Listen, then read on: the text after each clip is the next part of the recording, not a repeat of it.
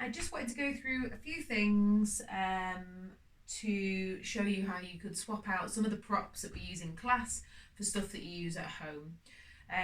So I will start over here.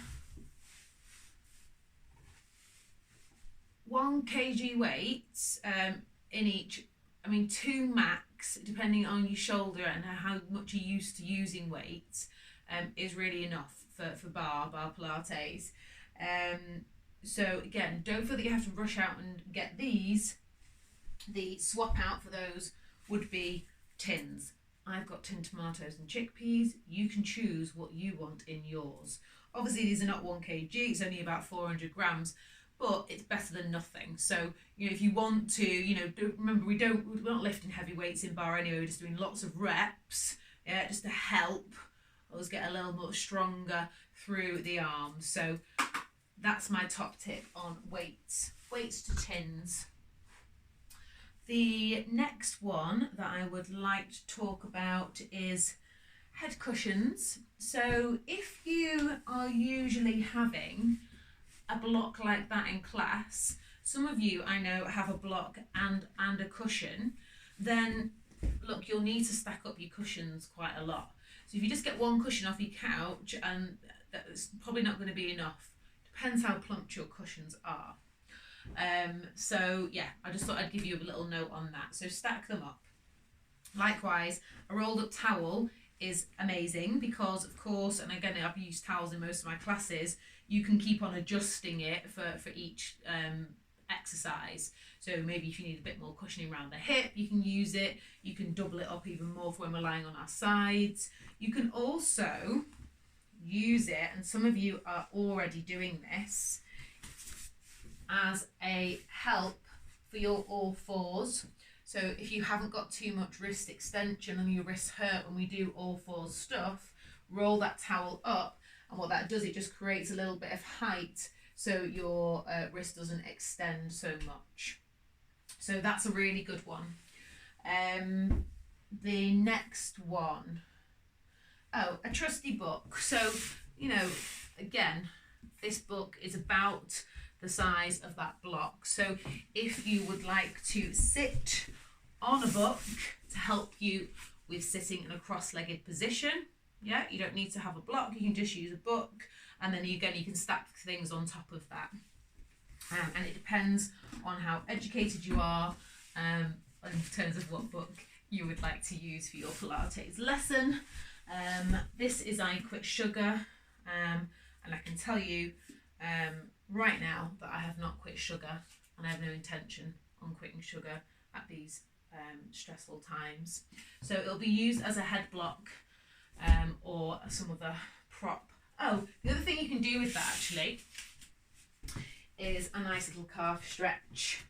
So just having something to put your foot up against, just give it a little lift, and then having your feet parallel, just slowly taking the tailbone down. And you should start to feel as you stand up and stack your body up nice and tall, you will get a calf stretch there. And if you haven't got one there, you just start to take the leg forward a little bit. So that's that for here. That's really good. Put that to one side.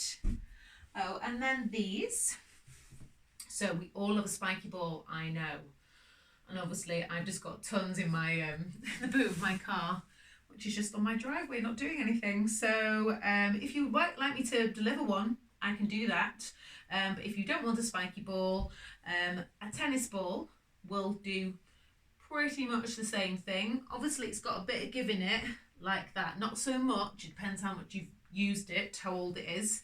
But it can certainly be used for the feet, for on the shoulders is really quite nice against the wall. On your bottom, again, if you've got a lot of tension through there. Remember, we often get tension through the glutes, through our bum cheeks, because we're sat on them, because they're weak, not because you've been, running around a lot. So if you have got if you feel a bit of sciatica coming on, if you think, I just need a little release, spiky ball, great. Tennis ball, near as damn it. And golf ball, go steady. Okay, so if you haven't used golf balls before, they're pretty intense because they're very small and they're very, very hard. So if you start using that again on your back, you know, it's going to be very, very intense to say the least, and same on the feet. So I won't demonstrate those because you know what to do with them. So move those out of the way. The last thing that I wanted to talk to you about is your TheraBand, or your elastic band. Now obviously these are great because they've got a bit of give to them, but say we're just using this for a leg stretch, a hamstring stretch. You just need a little bit of assistance to get your leg up into the air. Then just using your bathrobe or a belt will do the same thing. You would be using this, so let's just have a little lie down. So if you put that onto the ball of your foot, or just underneath, and you can start to use that as a little stretch here. You can soften the knee, you'd use it as a little bit of resistance here. Obviously it's not going to feel exactly the same as an elastic band that we use in class, but it will certainly help you just hold the leg up to do a little bit of pointing and stretching, and certainly taking the leg over. So yeah, there's loads of other things that we could do with those. I just thought I'd give you a little run through some of those household products. So if you've got any other ideas, or you found something wonderful that you're like, oh, I use that, and that works really well for me, let me know and I will send it out to the masses. But for now, I just thought I would just go through a couple of things that I found useful to help you. So I hope you're all staying well. Thanks for listening. I know I'm just rattling on, but obviously I haven't got many people to talk to at the moment. So please keep on coming to the classes. Please reach out if you want to talk, or if you've got any questions about your body.